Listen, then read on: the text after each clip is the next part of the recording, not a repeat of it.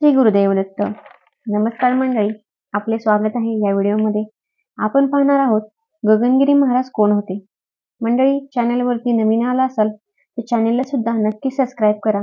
त्याचबरोबर सबस्क्राईब बटनाच्या बाजूला एक बेल आयकॉन आहे, त्यावरती सुद्धा क्लिक करा, म्हणजे आपल्याला चॅनलवरती नवीन येणाऱ्या व्हिडिओचे नोटिफिकेशन तुम्हाला पोहोचत राहील. तर मंडळी, आपला महाराष्ट्र म्हणजे संतांची भूमी. आपल्या महाराष्ट्रामध्ये अनेक संत होऊन गेले. संत ज्ञानेश्वर, संत माऊली, सद्गुरू संत तुकाराम महाराज, अशा अनेक संतांनी जीवन कसं जगावं आणि देवापर्यंत पोहोचण्याचा असेल तर भक्ती कशी करावी हे आपल्याला सांगितलं आहे. आणि त्यापैकीच गगनगिरी महाराज, की गगनगिरी महाराजांबद्दल जेव्हा जेव्हा चर्चा होते बघा, की त्यांच्याबद्दल हमखास सांगितलं जातं की ते पाण्यात उभे राहून तपश्चर्या करायचे आणि तप करण्यात इतके एकाग्र महाराज व्हायचे की त्यांचे पाय माशाने कुरतडले. विचार करा, एवढी अफाट तपश्चर्या. अहो, गगनगिरी महाराजांचं नाव जरी घेतलं तरी आपल्या डोळ्यापुढे खोपोलीचा आश्रम उभा राहतो. पहा, चित्रच निर्माण होतं आपल्या डोळ्यासमोर. अहो, ध्यानधारणा इतकी कठोर होती की ते पाहून पाहणाऱ्यांना सुद्धा वाटायचे की आजच्या या कलियुगात साधारण व्यक्ती अशी तपच करू शकत नाही बघा. हा तर देवाचा अवतार. तर मित्रांनो, गगनगिरी महाराज नक्की कोण होते, गगनगिरी हे नाव कसं पडले, याची संपूर्ण माहिती आपण या व्हिडिओमधून पाहणार आहोत. त्यासाठी हा व्हिडिओ शेवटपर्यंत पहा. तर पाटण तालुक्यातील मंदुरे गावचे पाटणकर सरकार म्हणून ओळखलं जाणारं कुटुंब आणि पाटणकरांचं मूळ आडनाव हे साळुंके बघा. महाराजांचा जन्म इथलाच बघा, ह्याच गावातला. 1906 साली जन्म झाला. वडील गणपतराव आणि माता विठाबाई यांच्या पोटी जन्म झाला महाराजांचा. गगनगिरी महाराजांचं मूळ नाव हे श्रीपाद गणपतराव पाटणकर. यांचं कुटुंब मंदुरे गावात राहत होतं.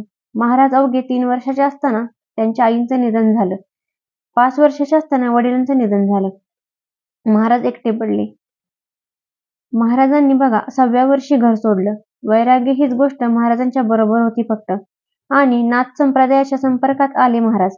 आणि नाथ संप्रदायाचा बघा प्रभावातून सांगली जिल्ह्यामध्ये 32 शिराळा येथे महाराज गेले आणि वयाच्या 7व्या वर्षीच नाथ संप्रदायाची दीक्षा घेतली बघा.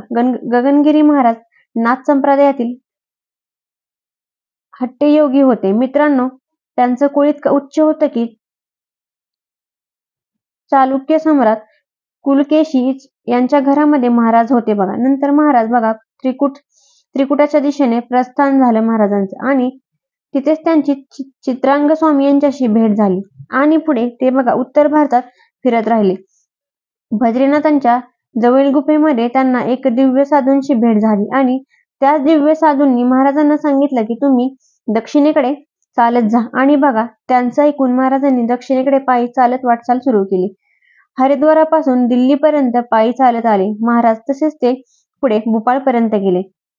तलावाच्या काठी ध्यानधारणा करत होते महाराज आणि त्याच ठिकाणी काही सरदार मराठी त्या ठिकाणी आले आणि महाराज सरदारांच्या बरोबर मराठीत बोलू लागले.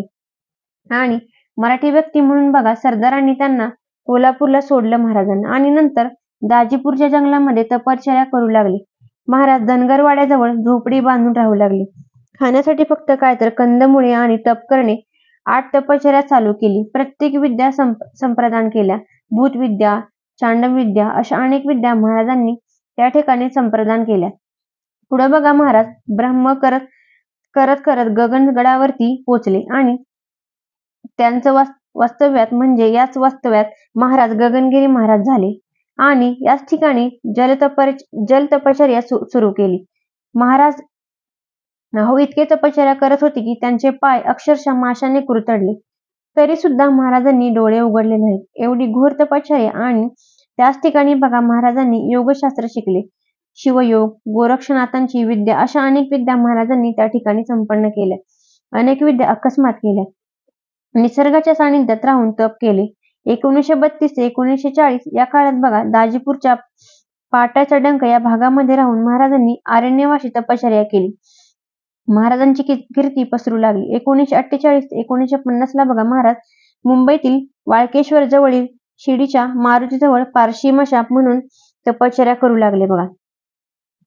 विषकंठीचा खडक, महालक्ष्मीचा खडक, बाणगंगेचा खडक या ठिकाणी तपश्चर्या केली महाराजांनी.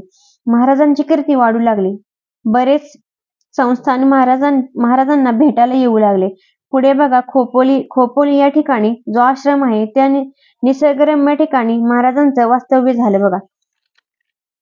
आहो महाराजांची कीर्ती महाराष्ट्रभर पसरली, महाराष्ट्राच्या बाहेर पसरली आणि 1965च्या काळामध्ये बघा यशवंतराव चव्हाण, बाळासाहेब देसाई असे अनेक प्रतिष्ठित लोक महाराजांकडे भेटायला येऊ लागली बघा. आणि नंतर पुढे बघा मुंबईच्या बिरकला केंद्रामध्ये गुरुपौर्णिमा साजरी झाली. त्या गुरुपौर्णिमेला लाखो भक्त आले होते महाराजांकडे. आणि 1960च्या काळामध्ये बघा गगनगिरी महाराजांची आडनाव पाटणकर असल्याचं सांगितलं. ते कोणी? बाळासाहेब देसाई यांनी त्यांचं आडनाव पाटणकर असल्याचं सांगितलं. 1995 साली मोनाई बेटावरती आश्रम उभारला. आहो महाराष्ट्रात अनेक वेगवेगळ्या ठिकाणी आश्रम उभे झाले. लाखो भक्त महाराजांचं नामस्मरण करत होते. 4 फेब्रुवारी 2008 रोजी खोपोली या ठिकाणी महाराजांचं निधन झालं. पंचत्वामध्ये विलीन झाले निसर्गाच्या नियमानुसार. आजही मित्रांनो गगनगिरी महाराजांची कीर्ती महाराष्ट्र आणि महाराष्ट्राच्या बाहेर आहे. जीवनामध्ये जीवन कसं जगावं, भगवंतापर्यंत पोहोचायचं असेल तर भक्ती कशी करावी, आजच्या कलियुगामध्ये गगनगिरी महाराजांनी त्यांच्या भक्तांना दाखवून दिलं आणि त्यांचे आजही विचार त्यांचे भक्त घेत आहेत पहा. गुरुपौर्णिमा असो अनेक कार्यक्रम मठामधून साजरे होतात. मित्रांनो भगवंतापर्यंत जर पोचायचं असेल तर भक्ती आणि नामस्मरण हा एकमेव मार्ग आहे आपल्याला. तर मित्रांनो तुम्हाला ही माहिती आवडली असेल तर आपल्या या चॅनेलला नक्की सबस्क्राईब करा, व्हिडिओला लाईक करा, आवडल्यास मला कमेंट करून नक्की सांगा. श्री स्वामी समर्थ, श्री गुरुदेव दत्त. धन्यवाद.